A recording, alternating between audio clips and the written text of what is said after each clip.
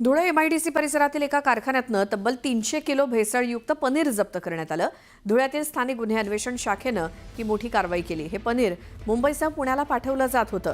अन्न आणि औषध प्रशासनानं भेसळयुक्त पनीरचे नमुने घेतलेत आणि इतक्या मोठ्या प्रमाणात भेसळयुक्त पनीर आढळल्यामुळे खळबळ माजली आहे।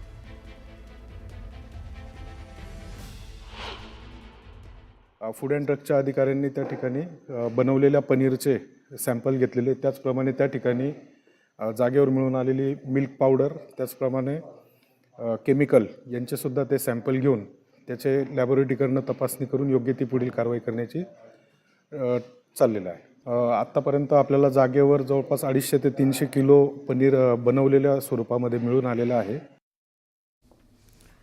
शहापुरातील कासगाव पॉवर हाऊस जवळ भातसा नदी पात्रामध्ये पाण्यात एका 22 वर्षीय तरुणाचा मृतदेह तरंगताना सापडला। शहापूर पोलीस आणि जीवरक्षकांच्या मदतीने मृतदेह बाहेर काढण्यात आला। दरम्यान मृतदेहाची ओळख पटली असून तो शहापूरच्या शुलत्तर इथला ग्रामस्थ आहे। तरुणाचा मृतदेह 4 दिवसांपूर्वीचा असून त्याचा मृत्यू संशयास्पद असल्यामुळे मृतदेह विच्छेदनासाठी जेजे रुग्णालयात पाठवण्यात आलाय।